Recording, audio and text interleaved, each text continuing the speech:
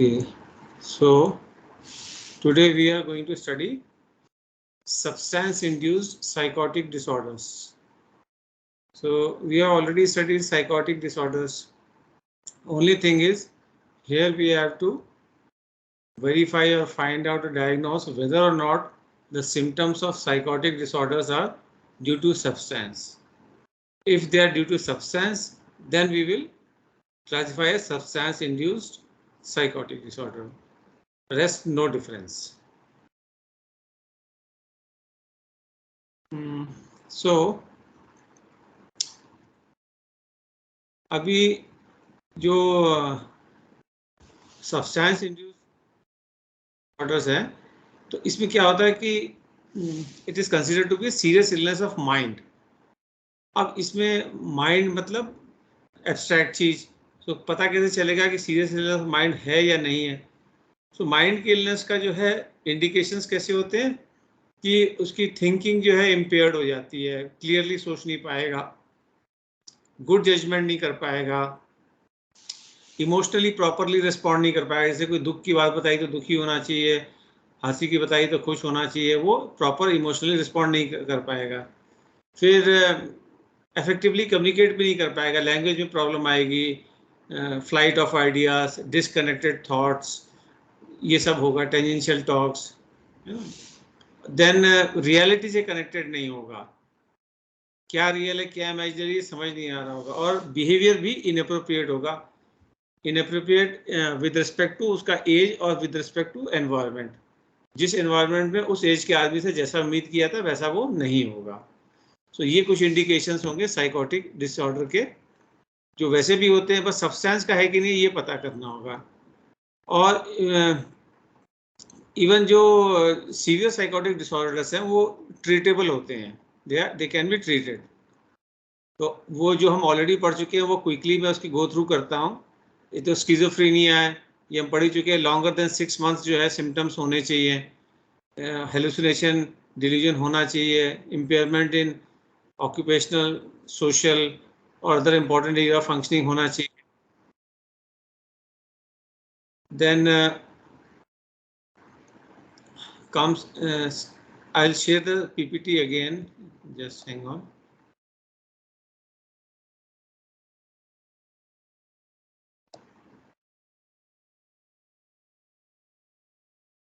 Abhi, can you see?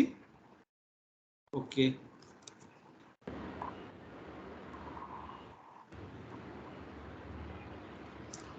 Abhi, are you able to see? Yeah, now I am able to see. ठीक है. So जो psychotic disorders हैं पहले जो हम पढ़ चुके हैं उसका क्विक जो है रिव्यू. स्किज़ोफ्रेनिया में जो है हेलुसिनेशन डिल्यूजन्स होंगे, लॉन्गर देन 6 months होने चाहिए, जो अभी हमने ऊपर सिम्टम्स बात करी कॉग्निटिव इम्पेयरमेंट के. स्किज़ो अफेक्टिव में जो है यहाँ पे जो मूड डिसऑर्डर्स है वो नहीं होने चाहिए. अब इसमें यहाँ पे लिखा हुआ मूड डिसऑर्डर, पहले इन्होंने लिखा था नो मूड डिसऑर्डर, तो यहाँ पे मिस्टेक है. और बाकी हेलुसिनेशन डिल्यूजन तो हो सकते हैं. और स्किज़ोफ्रेनी फॉर्म में लेस देन 6 months वाले हैं, more than 1 month but less than 6 months.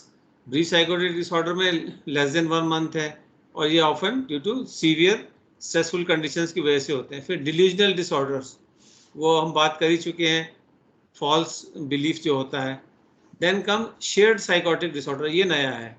Shared psychotic disorder को समझ लो. कई बार क्या होता है कि कोई आदमी साइकोटिक है, उसके साथ में कोई इंसान रह रहा है, could be child, could be spouse, और वो जो है दूसरे की जो साइकोटिक डिसऑर्डर के सिम्टम्स हैं उसको देख के खुद वैसा बिहेव करने लग जाता है.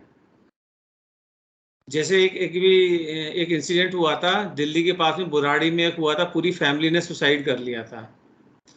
तो वो जो है पूरा केस जो है शेयर्ड साइकोसिस का था. उसमें क्या था, जो एल्डेस्ट सन था वो he was having psychiatric illness, so he was having delusions. उसके फादर की डेथ हो गई थी, बट ही यूज्ड टू से कि मुझे अपने फादर दिखाई देते हैं, सो विच इज़ डिल्यूजन.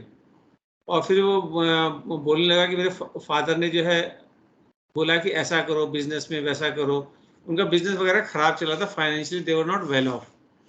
तो जब इसने बोला कि फादर ने बोला ऐसा करो, तो क्योंकि एल्डेस्ट सन था और वो इतने एजुकेटेड नहीं थे इस बारे में कि जो साइकेट्रिक इलनेस क्या होती, तो उसकी बोला ठीक है कि ऐसा कर लेते हैं। वैसा किया तो फ़ायदा हुआ, बिजनेस भी अच्छा से चलने लग गया। और ऐसे 3-4 चीज़ें उसने बोली, वो सब जो है प्रॉपरली अलाइंड हो गई उनकी, तो दे फाइनेंशियली वेल ऑफ, सारी प्रॉब्लम्स उनकी सॉल्व हो गई। So gradually they started believing ये जो कह रहा है ये सही कह रहा है, इसको फादर दिखाई देते हैं और वो जो कहेंगे हमें करेंगे तो वही सही है। फिर इसने एक दिन ये बोल दिया कि उन्होंने बोला कि अब तुम लोग का धरती पे काम खत्म हो गया और वापस आ जाओ, और कैसे कैसे जो है सुसाइड करना उसने सबका बता दिया। और एग्जैक्टली वैसे जो है पूरी फैमिली ने सुसाइड किया, फ्रॉम चाइल्ड टू 80+%। सो ये शेयर साइकोसिस से ऐसा होता है कि even the healthy person starts having false beliefs. तो इसीलिए मैं बार बार कहता हूँ कि you are the average of 5 person you interact most with. So अगर if people are interacting with person having psychotic disorder, they are more than likely to get shared psychosis disorder. फिर सब्सटेंस इंड्यूस साइकोटिक डिसऑर्डर मैंने बता ही दिया कि substance की वजह से होना चाहिए। तो कैसे पता चलेगा सब्सटेंस की वजह से है कि नहीं है, उसमें से कुछ चीज़ें अभी बता देता हूँ, बाकी आगे बताऊंगा। पहली बात तो ये कि सब्सटेंस या तो स्टार्ट करने के बाद में शुरू हुआ हो या सब्सटेंस छोड़ने के बाद में हुआ हो, ये दो की चीज़ें हैं। मतलब जो इटियोलॉजी है डिसऑर्डर की, that should match with the starting of injection और withdrawal, that is leaving the intoxicating substance, तभी जो है। तो इवन 1 महीने के बाद भी अगर होता है आफ्टर विड्रॉल, तो भी जो है सब्सटेंस इंड्यूस साइकोटिक डिसऑर्डर माना जाएगा।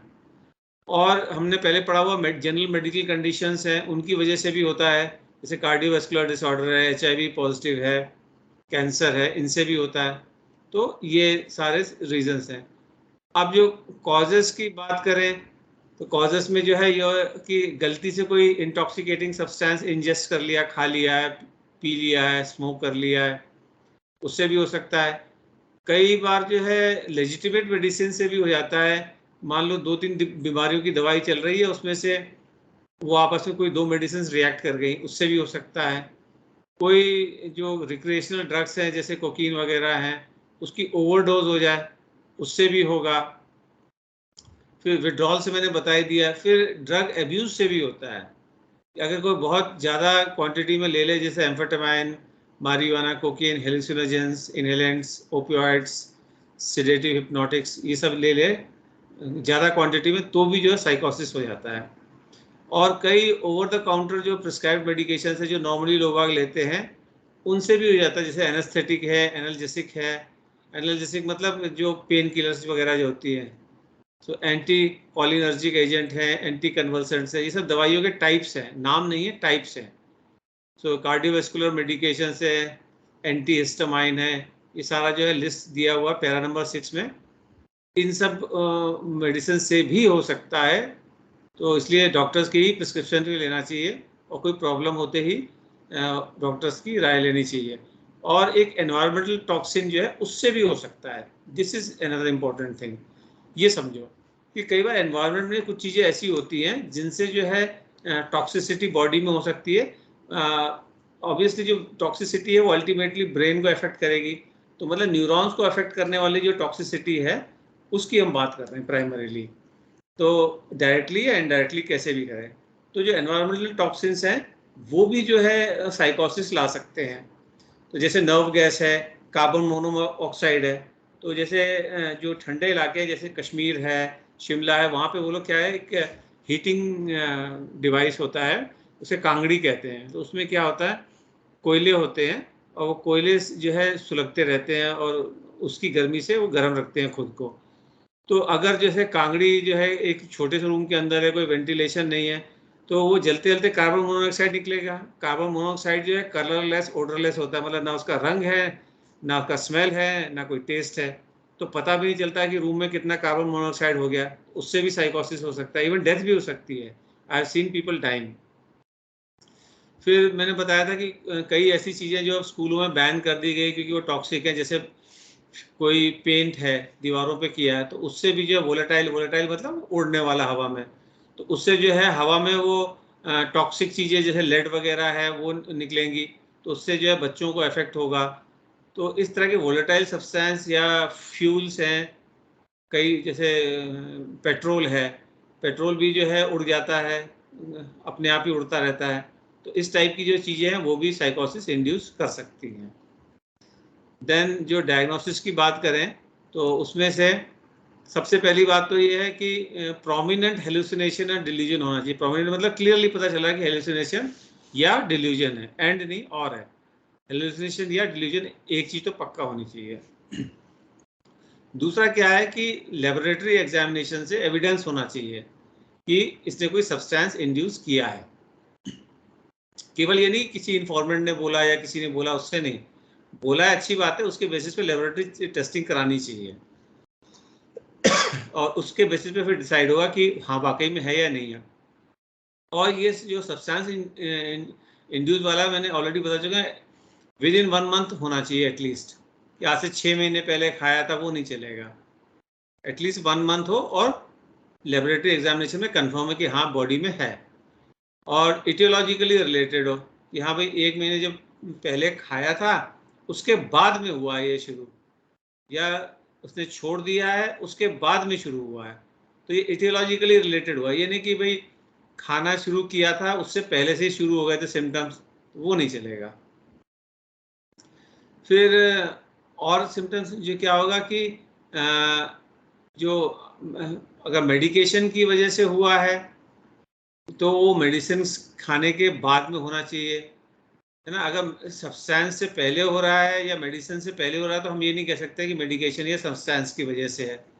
तो सिम्टम्स जो है वो अगर पहले आएंगे तो फिर हम नहीं कह सकते हैं कि भाई ये कंफर्म है कि नहीं। This point is understood, this is very important. So और जो सिम्टम्स हैं वो अप्रॉक्सीमेटली 1 महीने तक परसिस्ट करें, मतलब ये नहीं कि 1 घंटे 2 घंटे सिम्टम्स हुए या 1 दिन 2 दिन 3 दिन हुए और हमने कहा कि इसको सब्सटेंस इंड्यूस साइकोटिक डिसऑर्डर है। नहीं, ये सब चीज़ें मैच कर गई और रफली, नॉट एग्जैक्टली, और एटलीस्ट अबाउट 1 मंथ तक ये सिम्टम्स रहे साइकोसिस के, तो हम कहेंगे कि ये हाँ सब्सटेंस इंड्यूस साइकोसिस है। और जो सिम्टम्स हैं वो नॉर्मली जितने हेलुसिनेशन डिल्यूजन के या और कॉग्निटिव इम्पेयरमेंट के जो लेवल होता है उस लेवल से कहीं ज़्यादा है, क्योंकि इसमें जो है सीवियरिटी थोड़ा ज़्यादा होगी कंपेयर टू जो नेचुरली साइकोटिक डिसऑर्डर होता है। और कि हमें ये नहीं होना चाहिए कि कोई नॉन सब्सटेंस इंड्यूस जो है रीज़न है जिसकी वजह से ये हेलुसिनेशन डिल्यूजन या साइकोटिक डिसऑर्डर के सिम्टम्स हो सकते हैं। जैसे हमने पहले पढ़ा था कि एपिलेप्सी है, तो एपिलेप्सी से हो सकता है अगर उसकी कोई सब्सटेंस इंड्यूस सब्सटेंस यूज कर भी रहा है लेकिन हिस्ट्री उसकी एपिलेप्सी की है, तो हम गारंटी से नहीं कह सकते ना कि ये सब्सटेंस इंड्यूस्ड ही है ना। That is another thing. जैसे हमने पढ़ा था कि जो पार्शियल एपिलेप्सी है उसमें जो टेम्पोरल लोब है उसमें अगर इम्पेयरमेंट है तो जो जले हुए रबर की स्मेल आएगी या कोई डिस्गस्टिंग सी स्मेल आएगी। सो वो वैसे तो ये हेलुसिनेशन है, लेकिन क्योंकि एपिलेप्सी की अगर हिस्ट्री पता है तो हम ये कहेंगे कि हाँ उसकी वजह से है, सब्सटेंस की वजह से नहीं है। So we have to differentiate. फिर एसेंशियल फीचर्स तो हमने बता ही दिए, हेलुसिनेशन डिल्यूजन हो, सब्सटेंस इंटॉक्सिकेशन या विड्रॉल होना चाहिए, कोई दूसरा साइकोटिक डिसऑर्डर नहीं होना चाहिए, और the symptoms should not occur only during the course of delirium. जब डिलीरियम है केवल तभी नहीं हो रहा। तो अब बात करते हैं difference between substance induced psychotic disorder और अदर साइकोटिक डिसऑर्डर। काफ़ी सारे मैं बता ही चुका हूँ, तो इसमें से जो रह गए हैं वो बता देता हूँ। जैसे ऑनसेट मैंने बता दिया है कि सब्सटेंस इंजेस्ट करने के बाद होना चाहिए या विड्रॉल के 1 महीने बाद, तब होना चाहिए। बाकी में जो है जो अदर साइकोटिक डिसऑर्डर्स में उसमें तो कभी भी हो सकता है, उसका सब्सटेंस से कोई लेना देना है नहीं। फिर जो इसमें जैसे ही सब्सटेंस इंड्यूस में ड्रग विड्रॉ करेंगे तो विड्रॉल होते ही साइकोटिक एपिसोड जो है शुरू तो होंगे लेकिन फिर वो ख़त्म भी हो जाएंगे कुछ समय बाद। So over a period of time जो है इसमें सब्सटेंस इंड्यूस में ख़त्म भी हो जाते हैं। लेकिन जो अदर साइकोटिक डिसऑर्डर्स है जो नेचुरल कोर्स में होते हैं प्राइमरी वाले, उसमें बिना मेडिकेशन के ख़त्म नहीं होंगे। फिर जो सब्सटेंस इंड्यूस में जो है मेडिकल एविडेंस होगा, लेबोरेटरी रिपोर्ट होगी कि सब्सटेंस डिपेंडेंस है या अब्यूज़ है, इंटॉक्सिकेशन है, विड्रॉल है, जो भी है। लेकिन जो अदर साइकोटिक डिसऑर्डर उसमें ऐसा कोई एग्जामिनेशन, फिजिकल एग्जामिनेशन नहीं है कि ये टेस्ट कराओ तो पता लग जाएगा कि ये हेलुसिनेशन है या नहीं है।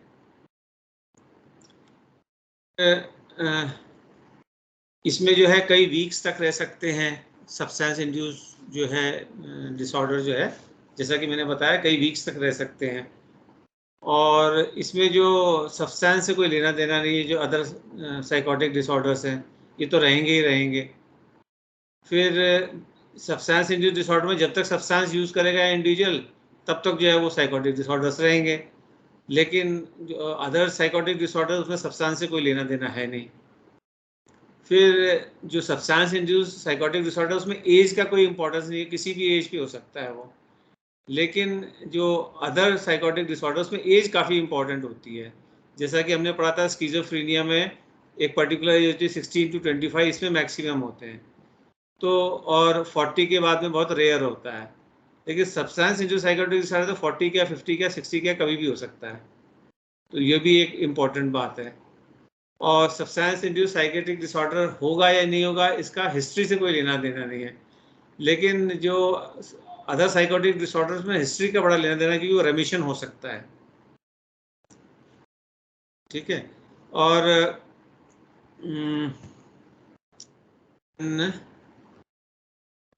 बाकी तो मैंने बता दिए हैं, बाकी इसमें जो ऑलरेडी मैं कवर कर चुका हूँ। नाउ सब टाइप्स एंड स्पेसिफायर, जब हम आइडेंटिफाई करेंगे कि सब्सटेंस इंड्यूस डिसऑर्डर है तो कुछ हमें उसके सब टाइप्स और स्पेसिफायर्स करने पड़ेंगे। कैसे कि जैसे साइकोटिक डिसऑर्डर विद डिल्यूजन है, या साइकोटिक डिसऑर्डर विद हेल्यूसिनेशन है, या psychotic disorder with hallucination delusion दोनों है। ठीक है, दूसरा हमको ये भी स्पेसिफाई करना पड़ेगा कि जो सब्सटेंस वाले की बात हो रही है कि अगर सब्सटेंस जो साइकोटिक डिसऑर्डर है तो विद ऑनसेट ड्यूरिंग इंटॉक्सिकेशन है या विद ऑनसेट ड्यूरिंग विड्रॉल है, ये भी बताना पड़ेगा।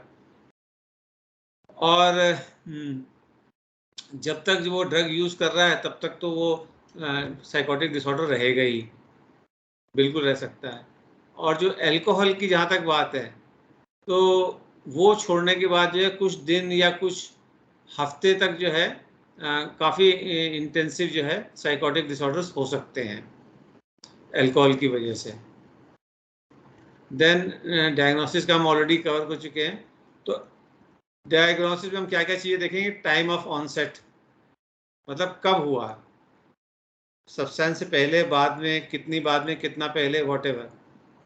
फिर सब्सटेंस यूज़ का पैटर्न कितना है कि कैजुअल यूज़र है, रेगुलर यूज़र है, एब्यूज़र है, डिपेंडेंस है, ये हमें यूज़ का पैटर्न देखना होगा। फिर 3 महीने तक जो है अगर सिम्टम्स रहेंगे, सब्सटेंस नहीं यूज़ है फिर भी, तो फिर जो है साइकोटिक डिसऑर्डर जो है प्रोबेबल है।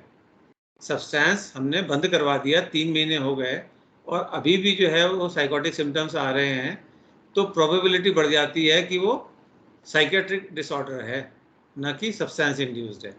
नॉर्मली इतने टाइम के बाद में वो ख़त्म हो जाता है। हमने पहले पढ़ा था हर सब्सटेंस की हाफ लाइफ होती है, तो रफली 3 महीने में हाफ लाइफ इतनी ख़त्म होते होते इतनी रह जाती है कि वो ऑलमोस्ट नेग्लिजिबल इफेक्ट रह जाता है सब्सटेंस का। हाफ लाइफ मतलब कोई सब्सटेंस का इफेक्ट मान लो 15 दिन तक, मान लो 1 महीने तक रहता है, तो 1 महीने बाद जो है उसका इफेक्ट 50% रह जाएगा, 15 दिन के बाद, फिर 1 महीने के बाद में जो है उसका 25% रह जाएगा, ऐसे आधा होता जाएगा, तो वो हाफ लाइफ कहते हैं। तो रफली 3 महीने बाद तक जो हाफ लाइफ के बेसिस पे हम ये कह सकते हैं कि अब इम्पैक्ट नहीं है सब्सटेंस का, अब ये अगर साइकोटिक डिसऑर्डर है तो कोई और रीज़न है।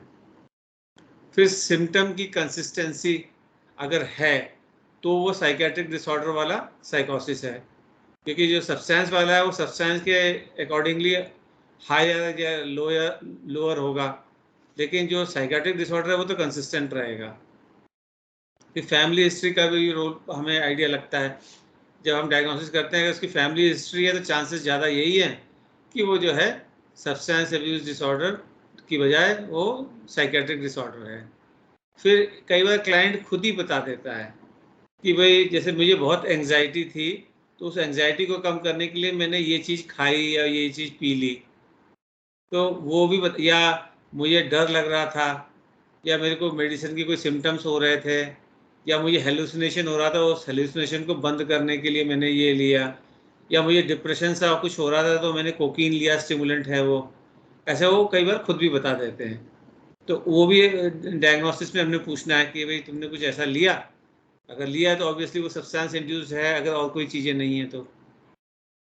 फिर डिफरेंशियल डायग्नोसिस जो है ये हम ऑलरेडी बात कर चुके हैं, इसमें नया कुछ भी नहीं है। देन फ्लैशबैक हेलुसिनेशन, वही पुरानी चीज़ें एकदम से दिखाई देना।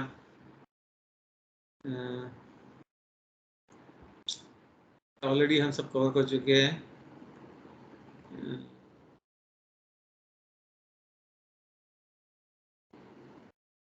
These all we have covered.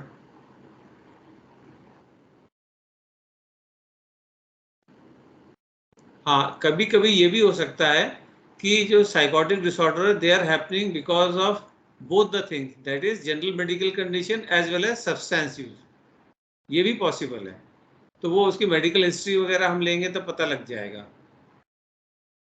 ठीक है, जैसे मैंने बताया था कि जो ओपियोइड्स हैं वो पेन किलर होते हैं। तो अगर इंडिविजुअल को जो है कोई ऐसी क्रॉनिक डिसऑर्डर है, डिजीज़ है जिसमें पेन बहुत ज़्यादा रहता है, उसकी तो मेडिकेशन ले ही रहा है और साथ में ओपियोइड्स भी ले रहा है, तो फिर जो है ये दोनों की वजह से भी हो सकता है, ओपियोइड की वजह से भी हो सकता है और मेडिसिन की वजह से भी हो सकता है। We have to rule out कि पहले ओपियोइड्स बंद करेंगे, कुछ 1 महीने 2 महीने तक देखेंगे सिस्टम जो सिम्टम्स हैं वो कंसिस्टेंट है नहीं है, उसके हिसाब से डिसाइड करेंगे कि वो मेडिसिन की वजह से है या ओपियोइड की वजह से। फिर अगेन ये ऑलरेडी हम बात कर चुके हैं, स्पेसिफाई करना होगा विद ऑनसेट ड्यूरिंग इंटॉक्सिकेशन या विद ऑनसेट ड्यूरिंग विड्रॉल। अब ट्रीटमेंट की बात करें तो नॉर्मली जो है साइकोटिक पेशेंट्स जो होते हैं उसमें हॉस्पिटलाइजेशन करना पड़ता है, क्योंकि घर पे रह के उतनी केयर नहीं हो पाती और कई बार वो वायलेंट वगैरह भी हो जाते हैं या सुसाइडल भी हो सकते हैं बहुत सीरियसली, तो घर पे वो केयर नहीं हो पाएगी, इसलिए हॉस्पिटलाइजेशन ज़रूरी होता है। मेडिसिन तो डॉक्टर देंगे, लेकिन कुछ एक स्क्रीन पे हैं, हेलोपेरिडॉल, रिस्पेरिडॉन, कार्बामाजिपाइन, ये सब जो है इस तरह की मेडिसिन दी जाती हैं। You should be familiar with names at least, कि कोई पेशेंट आके बताता है कि ये दवाइयाँ मेरी चल रही, तो इसका मतलब हेलुसिनेशन, डिल्यूजन और साइकोटिक सिम्टम्स उसको हैं। फिर मेडिकल केयर की बात करें तो इसमें एक तो उसकी खुद की केयर में इंडिविजुअल कैपेबल नहीं होता, तो उसको एक्सटर्नल केयर की ज़रूरत है। दूसरी इंपॉर्टेंट बात क्या है मेडिकल केयर में कि एक से ज़्यादा इशू हो सकते हैं, जैसे हमने बात की कोई जनरल मेडिकल कंडीशन भी हो सकती है, कोई साइकियाट्रिक डिसऑर्डर भी हो सकता है, कोई सब्सटेंस अब्यूज़ भी हो सकता है, तो कई ट्रीटमेंट जो है उसके एक साथ चल रहे होंगे, तो कोऑर्डिनेटेड मैनर में होना चाहिए। जो हार्ट स्पेशलिस्ट है, जैसे मान लो कार्डियोवास्कुलर डिजीज़ है, तो वो साइकियाट्रिस्ट से कंसल्ट करे, साइकियाट्रिस्ट हार्ट जो स्पेशलिस्ट है उससे कंसल्ट करे, तो ये बड़ा इंपॉर्टेंट आस्पेक्ट है। तो एक से ज़्यादा जगह अगर ट्रीटमेंट चल रहा है तो वो कोऑर्डिनेशन ज़रूरी है। फिर अब काउंसलिंग की जब बात करेंगे तो उसमें हमारे गोल्स क्या होंगे? गोल्स ये होंगे या तो जो सब्सटेंस जो भी ले रहा है एब्सटेन कर ले, बंद कर दे, ना ले, ख़त्म कर दे, और अगर ले नहीं पा रहा तो कम से कम जो है कम कर दे, और ऑलरेडी एब्सटेन कर चुका है तो उसको मेंटेन कर ले। तो डिपेंड करता है, जैसे मैंने बताया था कि बहुत ज़्यादा अगर डिपेंडेंस है किसी की सब्सटेंस पे, इवन अल्कोहल में भी, और वो एकदम से छोड़ देगा तो that could be fatal, the person can die. तो उस केस में गोल एब्सटिनेंस नहीं होगा, रिडक्शन होगा। तो केस टू केस डिपेंड करेगा, जहाँ एब्सटिनेंस हो सकता है वहाँ एब्सटिनेंस हो, जहाँ रिडक्शन होना है वहाँ रिडक्शन हो। और मेडिकेशन से अगर हो सकता है एब्सटिनेंस तो मेडिकेशन से कराया जाए, और जो साइकेट्रिक सिम्टम्स हैं उनको स्टेबलाइज कराया जाए, ये दूसरा गोल है ना। जैसे मान लो उसको कॉग्निटिव इम्पेयरमेंट हो रहा है, फॉल्स बिलीफ है, तो वो हम कर सकते हैं। डिल्यूजन में तो मुश्किल होगा, हेलुसिनेशन में थोड़ा बहुत पॉसिबल है, तो मेडिकेशन तो खैर लेनी पड़ेगी साइकोटिक डिसऑर्डर्स में। और क्योंकि मैंने बताया था कि कोई भी psychiatric disorder including psychotic disorder, इसमें इंटरपर्सनल रिलेशनशिप खराब हो जाते हैं, ऑक्यूपेशनल एस्पेक्ट जो है सफ़र करता है, तो इंडिविजुअल को इन फैमिली लाइफ बर्बाद हो जाती है। तो ये सब चीज़ें जो है वो कैसे रिजॉल्व करें, कैसे संभालें, यहाँ पे जो है हम उसकी प्रॉब्लम्स को रिड्यूस कर सकते हैं। तीसरा गोल ये होगा। चौथा जो है लाइफस्टाइल चेंजेस पॉजिटिव लाने पड़ेंगे। ऑब्वियस बात है, जो सब्सटेंस यूज़र है वो बहुत हेल्दी लाइफस्टाइल तो उसका नहीं होगा, तो लाइफस्टाइल भी उसकी कंट्रोल करनी पड़ेगी। और जितना जल्दी इंटरवेंशन स्टार्ट हो जाए उतना अच्छा होता है। Intervention both in terms of psychological as well as pharmacological. अब इंटरवेंशन में हम करेंगे क्या क्या? इंटरवेंशन इंक्लूड्स कि पेरेंट जो पेशेंट है उसको मोटिवेट करें। जैसे वो कहता है कि मुझे बहुत टेंशन हो जाता है इसलिए मैं शराब पीता हूँ, तो उसको स्ट्रेस रिडक्शन के और भी टेक्निक्स हैं। सब तो शराब नहीं पीते हैं, स्ट्रेस होता है ना। तो कई लोग हैं जिन्होंने छोड़ दिया है। और सब्सटेंस यूज़ के केस में ग्रुप थेरेपी बहुत काम करती है। This I have covered earlier कि उसको मल्टीपल बेनिफिट्स होते हैं। ही इज़ हेल्पिंग अदर्स, तो अपने जैसे और मिलते हैं तो he feels I am not alone. कि कई रोल मॉडल मिलते हैं, उनको देख के जो ऐसे लगता है कि अच्छा ये ठीक हो गए तो मैं भी ठीक हो सकता हूँ। दूसरों को अपना इनपुट दे रहा होता है तो he feels I am helping others. तो एक उसको सोशल सर्कल टेम्परेरीली मिलता है वहाँ पे। कुछ लोग हैं जिनसे वो फ्रीली इंटरेक्ट कर सकता है, वो लोग उसको जज नहीं कर रहे होंगे, they will be understanding him. So psychological benefit बहुत होते हैं ग्रुप काउंसलिंग के। जैसे अल्कोहल के केस में अमेरिका में बहुत है, अब तो इंडिया में भी होने लग गया है। उसे उन ग्रुप्स को कहते हैं अल्कोहल एनोनिमस, AA शॉर्ट में कहते हैं। तो फिर दूसरा जो है पेशेंट्स हैं उनको हम एजुकेट कर सकते हैं। एजुकेट किसके बारे में? साइकेट्रिक इलनेस के बारे में, मेडिकेशंस के बारे में, जो इनके इंटरेक्टिव इफेक्ट्स हैं उनके बारे में, ट्रीटमेंट के बारे में, रिकवरी प्रोसेस के बारे में। उसको बताया कि ये ऐसे ऐसे होगा, तो आदमी मेंटली प्रिपेयर्ड हो जाता है। फिर जैसा कि मैंने पहले बताया कई बार कि इसमें रिलैप्स होना एक नॉर्मल चीज़ है। सब्सटेंस अब्यूज़ के केस में, सब्सटेंस यूज़ के केस में relapse is a normal thing. It is a rule rather than an exception. Exception तो ये है कि एक बार ठीक हो गया ज़िंदगी और फिर ठीक ही रहा। तो इसलिए यहाँ पे सपोर्ट की बहुत ज़रूरत होती है पेशेंट को, तो उसको सपोर्ट जो है बहुत ज़रूरी होता है।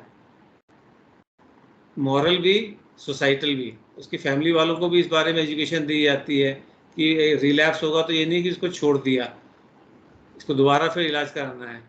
देन अगर जहाँ जैसी डिपेंडिंग अपॉन द नीड उसको पेशेंट को हम रेफ़र करेंगे। It could be rehabilitation centre, it could be psychiatrist, it could be general medical practitioner. Depend करता है रेफ़र करने का रीज़न क्या है। कोई थेरेपिस्ट भी हो सकता है। फिर क्या प्रॉब्लम्स है इंडिविजुअल की लाइफ में और क्या एरिया ऑफ चेंज है, वो हम इंटरवेंशन में कर सकते हैं। और जो जैसा कि मैंने बताया कि इनकी कॉग्निटिव एबिलिटी जो है इम्पेयर्ड हो जाती है, तो प्रॉब्लम सॉल्विंग एबिलिटी भी इम्पेयर्ड हो जाती है और कोपिंग स्किल्स भी इनके जो है मैल एडेप्टिव हो जाते हैं। तो वो प्रॉब्लम सॉल्विंग कैसे की जाती है उसमें इनको ट्रेन किया जाता है, और इनकी रिकवरी जो है हो जाए कोपिंग स्किल्स की, वो भी जो है हम काउंसलिंग बताते हैं कि आपको अगर स्ट्रेस होता है तो एक्सरसाइज करो, शराब पीना ज़रूरी नहीं है। एक्सरसाइज करने से भी जो है एंडोर्फिन्स, ऑक्सीटोसिन वगैरह रिलीज होता है। So this is another thing. Then pharmacology evaluation and compliance, क्या मेडिसिन लेनी है, कितनी लेनी है, ये भी जो है, और उसका क्या इम्पैक्ट हो रहा है, इवैल्यूएशन हो रहा है। These all things we have to see. Then comes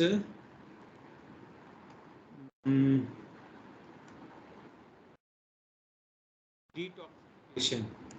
अब जैसा कि नाम से पता चल रहा है कि डिटॉक्सिफाई किया जाता है पेशेंट को, कि भाई उसको जो भी सिम्टम्स हैं, जो उसके अंदर जो टॉक्सिन्स हैं, वो टॉक्सिन्स जो हैं कैसे बॉडी से निकाले जाएंगे। तो कई तरह के हमने जो है सब्सटेंस पढ़े हैं। खाने वाले भी हैं, स्मोक करने वाले भी हैं, पीने वाले भी हैं। एक इनहेलेंट्स भी होते हैं। इनहेलेंट्स भी सब्सटेंस होते हैं जिससे कि इंडिविजुअल को साइकोसिस हो सकता है। तो अगर जैसे मान लो पेशेंट को एंजाइटी है, तो एंजाइटी में हम पेशेंट को अगर एंटी एंजाइटी मेडिसिन देंगे और साथ में उसने इनहेलेंट भी यूज़ कर लिया, तो इनहेलेंट इंटॉक्सिकेशन इतना खतरनाक हो जाएगा कि बहुत डेंजरस हो सकता है। इसलिए अगर पेशेंट ने इनहेलेंट्स यूज़ किए हुए हैं तो सिडेटिव्स या एंटी एंजाइटी मेडिकेशन जो है नहीं साथ में चलती हैं, क्योंकि पेशेंट है और रिलैप्स मैंने बताया कभी भी कर सकता है। वो मेडिकेशन के साथ में उसने इनहेलेंट किसी दिन ले लिया तो इनहेलेंट इंटॉक्सिकेशन हो जाएगा। और जो ट्रीटमेंट है डिपेंड करता है patient to patient. Residential treatment की मैं बात कर रहा हूँ, वो 3 मंथ टू 12 मंथ्स, मतलब 3 महीने से 1 साल तक कभी भी हो सकता है। अब कभी कभी ना सर्जिकल केयर की भी ज़रूरत पड़ती है पेशेंट्स को, कि अगर पेशेंट का जो है जैसे अल्कोहल बहुत ज़्यादा पीता है तो लीवर या किडनी डैमेज हो गया है तो ट्रांसप्लांट की ज़रूरत पड़ेगी, तो उसको रेफ़र करना पड़ेगा ऐसे डॉक्टर के पास में, तो ये भी सर्जिकल केयर ज़रूरी है। कंसल्टेशन, केमिकल डिपेंडेंस काउंसलर वो अलग होगा। अगर कोई लीगल प्रॉब्लम है, जैसे मान लो कोई अफीम यूज़ करता था तो अफीम उसने रखी थी, इस चक्कर में पुलिस केस भी हो गया, तो फिर उसको वकील की भी ज़रूरत पड़ेगी, सोशल वर्कर की भी ज़रूरत पड़ेगी, फैमिली थेरेपिस्ट की फैमिली डिस्ट्रॉय हो चुकी होगी उसकी ज़रूरत पड़ेगी, पीयर ग्रुप थेरेपिस्ट की ज़रूरत पड़ेगी, उसके लाइफस्टाइल और खाने पीने में चेंज करना, डाइटिशियन डाइट के भी चेंजेस करने पड़ेंगे। ये सब जो है चीज़ें साथ के साथ हमें करनी पड़ेंगी। मेडिकेशन, जैसा कि हम ऑलरेडी बात कर चुके हैं, साइकोसिस है तो एंटी साइकोटिक मेडिकेशन होंगी। आजकल जो है लेटेस्ट वर्जन में आ चुकी है, उसमें साइड इफेक्ट नहीं होता है, पहले वाली में वेट गेन वगैरह होता था। फिर प्रोग्नोसिस की बात करें कि नॉर्मली अगर सब्सटेंस इंड्यूस खाली है तो जो सब्सटेंस इंड्यूस साइकोसिस में सब्सटेंस यूज अगर बंद हो जाए तो फिर साइकोसिस जो है सबसाइड या एलिमिनेट हो जाता है। अब प्रिवेंशन की बात करें तो एज ऑफ नाउ कि भाई ऐसा कुछ नहीं है कि प्रिवेंट जो है ये चीज़ करने से प्रिवेंट हो जाएगा। देयर इज़ नो गारंटी कि आप जो है ऐसा ऐसा करोगे। हाँ, खाली अवेयरनेस और एजुकेशन हम करवा सकते हैं कि हम उनको बताएं कि भाई बच्चे को बचपन से बताएं ये करोगे तो ऐसा ऐसा होगा। सो दैट इज़ अनदर चीज़। और प्रिवेंटिव में एक तो पीयर ग्रुप का बड़ा इम्पैक्ट होता है। आप जो है जैसा पीयर ग्रुप रखवाओगे वैसा उसके इन्फ्लुएंस आना ही आना है। और पीयर ग्रुप से भी ज़्यादा जो है फैमिली इन्वायरमेंट का भी है। जैसे किसी के घर में ये ही नॉर्मल बात है कि अल्कोहल लेना, तो वो बचपन से देखेगा तो नॉर्मल चीज़ है, that person will not mind consuming alcohol. या इवन राजस्थान में कई ऐसी जगह हैं जहाँ पे जैसे कोई गेस्ट आता है तो उसको गेस्ट को अफीम खिलाते हैं, जैसे हम लोग चाय पानी पिलाते हैं ऐसे अफीम खिलाते हैं। सो अगर कोई बचपन से ये देख रहा है तो क्या इन्फ्लुएंस होगा, यू कैन इमेजिन, है ना। तो एक तो ये है। दूसरा, लोगों को लॉन्ग टर्म इम्पैक्ट्स के बारे में नहीं पता होता है कि अगर ये जो है हम यूज़ कर रहे हैं इसका लॉन्ग टर्म इम्पैक्ट क्या होगा। तो वो अगर लॉन्ग टर्म इम्पैक्ट जो है दिखाया जाए लोगों की, देखो ये लॉन्ग टर्म यूज़र है इसका ये हुआ, तो चांसेस आर दैट कि उसके दिमाग में स्कीमा चेंज हो जाएगा कि भाई यूज़ करना ठीक नहीं है। सो ये एक प्रिवेंटिव हो सकता है। जैसे एग्जाम्पल देता हूँ कि जैसे किसी का बच्चा है वो बहुत तेज गाड़ी चलाता है, उसको कितना भी समझा दो वो गाड़ी तेज चलाता ही चलाता है, समझाने से नहीं मान रहा है। तो ये किया जाता है, ये इंटरवेंशन है ऐसा कि बच्चे को ले जाओ ट्रॉमा एंड सर्जरी वार्ड में जहाँ एक्सीडेंट के विक्टिम्स हैं, उसको दिखाओ कि देखो ये सब तेज चलाने वाले हैं गाड़ी। So if you want to end up like this, it's your choice, है ना। तो एक तरह से जो हमने पढ़ा था कोवर्ट सेंसिटाइजेशन, वो हो जाएगा कि गाड़ी चलाते हो तेज इमेजिन करो, उसके बाद में इमेजिन करो कि तुम ऐसे बिस्तर में पड़े हुए हो। तो ऐसे कोवर्ट सेंसिटाइजेशन से भी हो सकता है, ठीक है, कि फैमिली तुम्हें छोड़ के चली गई, पैसा बर्बाद हो गया, सब कुछ, बच्चे जो है उन्होंने तुम्हें घर से निकाल दिया, थिंग्स लाइक दैट। तो ये है। फिर जो एनवायरनमेंट है उसमें इजी एक्सेसिबिलिटी भी बहुत इम्पोर्टेंट है। जैसे अगर कोई लेटर से ऐसी जगह जॉब करता है या ऐसी जगह रहता है जहाँ पे घर के नीचे या घर के आसपास ही अल्कोहल मिलता है, तो वो इजी एक्सेसिबिलिटी हो गई। या घर में हमेशा जो है 2-4 बॉटल रहती हैं, तो वो भी इजी एक्सेसिबिलिटी हो गई। एक एग्जांपल देता हूँ, एक मूवी है डेंजल वॉशिंगटन की, इफ माय मूवी सर्च में करेक्ट, उस मूवी का नाम है द फ्लाइट।